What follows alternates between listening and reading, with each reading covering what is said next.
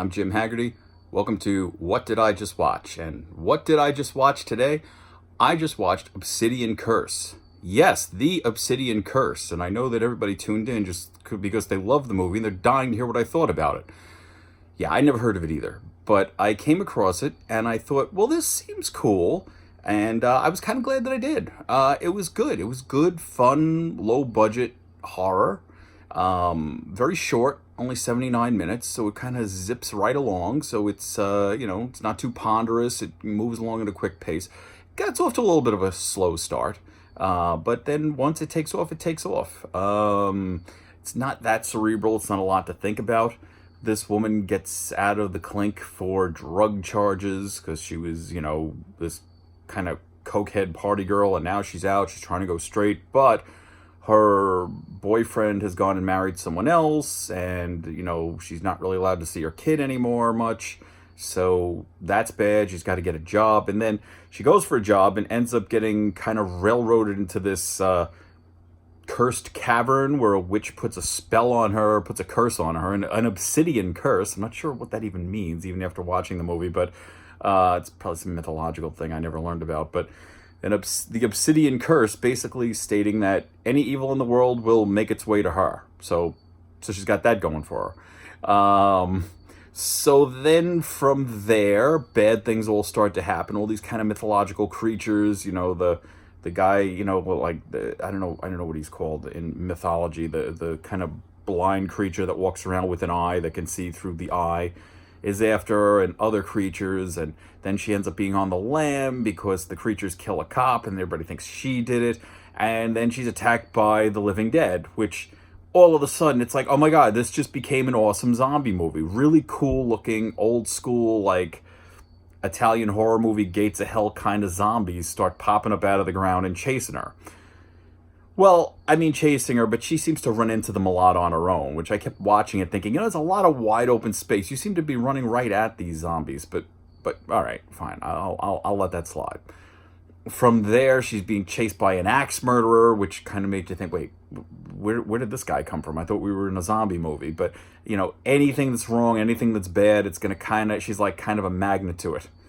In one great scene, somebody actually explains it to her with literally a magnet, like explains the concept of a magnet. See, this is a magnet. See this metal ball? Look at that.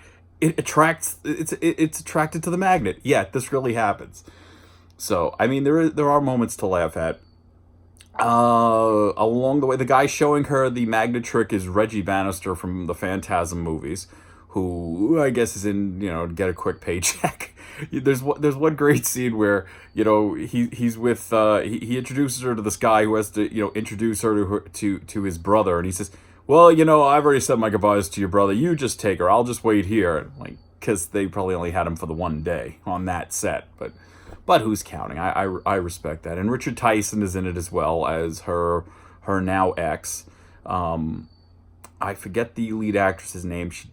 I wasn't wild about her. I thought that her acting left a little bit to be desired, and she has a very heavy accent, which I couldn't even place, but it seemed a little out of place. Nothing, nothing against people with accents, but usually when somebody has a real heavy accent and you're in a movie that's really, really, really American and nobody else has such an accent, it sort of usually gets explained like, oh, so, when I moved here from Finland or whatever, or, and there was no such plot exposition as to why she had this accent. Because, even the old Schwarzenegger movies would make some point to have him have some line of dialogue.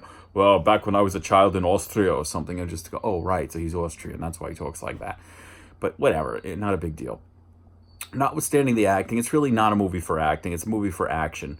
And there's plenty of that in spades. And I liked it. Good special effects. A lot of zombies getting their heads knocked off and slashing and guts and that sort of thing. And it's real good. Didn't love the lead actress, but I liked the co-star, Nicole Stark, who I wasn't familiar with her stuff. I don't quite remember seeing her in anything before, but I thought she was real good. I actually thought they could have had her as the lead, but, whatever. Nobody consulted me. But on the whole, I think Obsidian Curse was real good, and a lot of what I read, like the online reviews, a lot of people really savaged it, didn't seem to like it. I don't know why. I mean, I don't know what they were expecting, but for straight to DVD, straight to to online kind of 79-minute horror movie, I thought the effects were good. I thought it was fun. I thought the premise was good enough to keep the action flowing, and I liked it overall. So I'm going to say that one was a win. Obsidian Curse, I recommend it. Yeah, it could do with an ending because it just kind of leaves it sort of open-ended. And, never be so cocky to think that you're going to make a second movie because you really never know how people are going to like it and if you're going to get another budget. So it's always, I think, a good thing to kind of tie things up.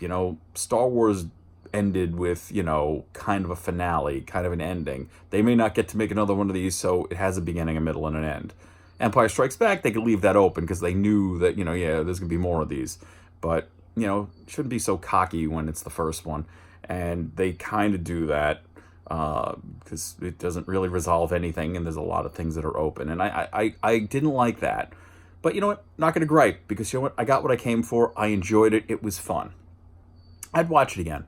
So that is what I just watched. I'm Jim Haggerty, and I'll see you tomorrow.